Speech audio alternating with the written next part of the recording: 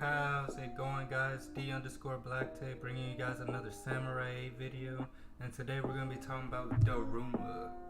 And before I get on to going into Daruma, I want to talk a little bit about the history of a Daruma doll. And so, going into that and doing the little bit of research that I did, it says that the eyes of Daruma are often blank when sold. The oversized, symmetrical, round, blank white eyes as a means to keep track of goals or big tasks and motivate them to work to the finish. So we see this when Hachimaru and Daruma first meet, and Daruma and Hachimaru makes a wish. He says that he wants to be a great samurai like Fudo Muyo, who freely flies across the sky, and he wants his dad to return home safely. Those are his two wishes when he first meets Daruma, right? And so these Daruma dolls are basically like a good luck charm. You make a wish and you fill in one circle, and then once you're done with the wish, you fill in the other circle once the task or goal is completed. So right now Hachimaru filled in one half of the circle, and so now he's become a samurai, so he's on his way to completing his goal, right? So going further, the recipient of the doll fills in one eye upon setting a goal, then the other upon fulfilling it. In this way, every time they see the one-eyed Daruma, they recall the goal. One explanation how this custom started says that in order to motivate Daruma-san to grant your wish, you promise to give him full sight once the goal is accomplished. Daruma is blind. Well, let's keep going. This practice might also have something to do with the enlightenment, the ideal attainment of Buddhism. This custom has led to a phrase in Japanese translated as both eyes open, referring to opening the second eye. It expresses the realization of a goal. So, how I'm thinking of it is that once Hachimaru attains his great status and whatnot in the world or whatever, and he becomes like Fudomio towards the end of the story or whenever possibly, that other circle will get filled in Daruma's body. And so even from the very first chapter, we get Yasha and Daruma speaking to each other, and Daruma's like, why have I been summoned into this body? Why am I in this cat body? Why am I blind? And things of that ilk. And so Yasha just explains there's a reason for everything. So if we're taking this, maybe, and this is gonna go into my later theory going on about talking about Daruma. Maybe Daruma's goal is to find the specific key, or Fudomio's specific goal that he left for Daruma or whatever, as like a job or something in the background. He's like, hey, your goal, why I revived you or whatever, is so that you can gather Hachimaru and you can gather the other keys and you save the galaxy, essentially, because that is his samurai calling. But we'll get into that later. So to start, we're going to have to look back all the way in chapter 1, right? And we have to look at why Daruma created the video game. And this video game Hachimaru is playing, he's playing as Daruma.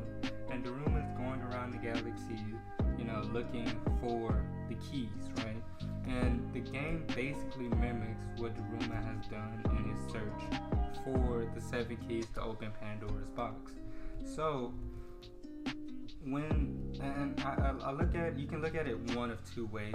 You can look at it either he created the game before he started to look for the keys in Pandora's box, or he created the game after he got the keys in Pandora's box. Now I want to look at it as he created the game before, and I'm about to explain why. So when Daruma and Hachimaru meet up, Daruma tells Hachi, and this is when Ronin is attacking in chapter 1, and Hachimaru's like, I remember this speech, it's just like the video game. And Daruma says, I created that game in order to meet young people who aspire to be samurai. So far, I have met 8, right? And so I believe that this ties in to when we meet Ata later on into the future, right? So hold that thought. We're gonna come back to it. So much of Daruma's first interactions with Hachimaru and his dad and everything, it's come from a place of, let's say, he's being observative, and he always explains to Hakamichi, to Hachimaru, you don't see, with your eyes, you have to see by your mind's eye and whatnot.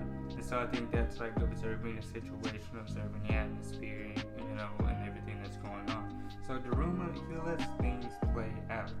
And then when he feels the need to, he'll step in and make a comment. And so, when he's alone with, when Hachimaru becomes a samurai, he explains to him that, hey, a samurai is a man of action or a man of courage, is someone of courage. They make their own decisions, and they go about things their own way, their own will. And so he explains to Hachimaru that you're gonna have to make your own decisions. It can't be if you want to be a samurai, it can't be based on what your father wants. It has to be based on what you want. And so I think this goes back and Daruma, right? So far we've seen his character, and every time we've seen Hachimaru ask, right? What is your calling? What is your action? Daruma gets very serious, and he gets very peculiar, very protective of his history, right? And so I believe this ties into the video game. We're gonna come back to that. So we get Hachimaru and Daruma, and after Hachimaru decides to leave home and whatnot, he says, hey, Hachimaru, you have to. There's 3 things you need for a samurai to be strong. We call it the Trinity, and this Trinity is the samurai, the key holder, and the princess, right? And when Hachimaru asks about the princess, hey, Daruma, have you protected the princess? He gets a very serious tone, and he's like, don't concern yourself with my past. So that's one of my first inklings on why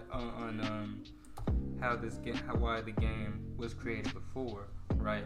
So I believe that everything changed with Daruma and his character when he met Ata, and when he got involved with Ata. I'm gonna go into that a little bit later when we start talking about Ata, because he's very important to Daruma's character, and why I believe Daruma has his current moniker of the lone wolf, samurai who slayed 1,000, who was abide by astride the evil biting order. So I believe there's a purpose for Daruma's backstory, and that's going to be a little bit of my theory, and I hope we get that a little later. But in order for us to get there, we have to get to Ata.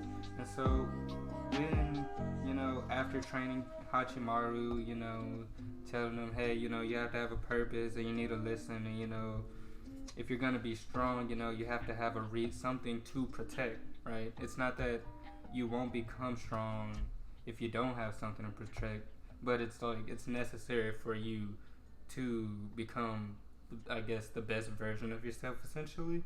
So, when we meet Anne, Daruma explains, the A and the Un, the beginning and the end. And basically, there's a lot of things between the beginning and the end, and that you should take things slowly, and things of that ilk. So, I think Kishimoto and Okubo are giving us like these very little tidbits here and there, telling us like, hey, Daruma wasn't always this way. Daruma wasn't always the calm, silent, endearing, master that allows his, students to grow and learn through their own mistakes. I believe that he was much, much harsher and much, much cruel, darker as a person back then.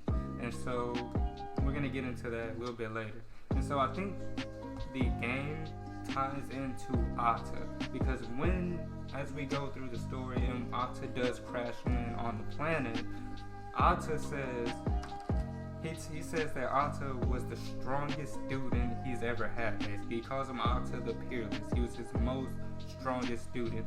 So I think Daruma has had 8 students, including Hachimaru.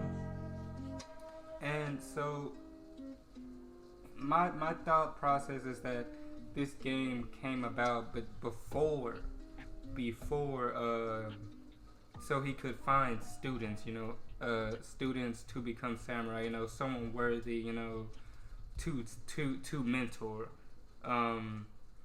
But and I think that this was before he had his duty to Yasha to go find the boxes and whatnot. But we're gonna touch on that in a little bit. So we get this information after Ata and Daruma clashes, where Ata's like, hey, I'm sorry about the Princess Baku incident, and I sympathize with you. So I think this goes into, these two have a dynamic of where they both failed to protect their princesses. And I think that this leads to why Daruma has a very secretive history past that he doesn't like going into, because he failed to protect his princess. So, and after Ata says this, he's like, hey, Daruma, you lost your prince. I'm sorry about this incident. So I believe that that was when Ata betrayed Yasha and them, and Daruma's princess ended up dying in the process. And so I believe that this is the start of when, after that incident, is when Daruma went off the wall, and that was when he became the lone wolf, evil-bodied samurai. Right after he lost his princess, and that would make a lot of sense. And then I want to say that after a couple years or whatever, after building his reputation of eventually he came across someone that was even more stronger than he was, which is crazy because, he's basically the second in command of the Kobayasha stable. But he came across someone stronger than he was, maybe Kala, maybe him and Ata had a fight again or whatever. And then this is what led to him entering his cat body in his cat-like state. Because he says, I have no idea why I'm in this body. So, and he was even human before. So, that explains a lot. If you guys liked anything I had to say, don't forget to like, comment, and subscribe down below. Peace.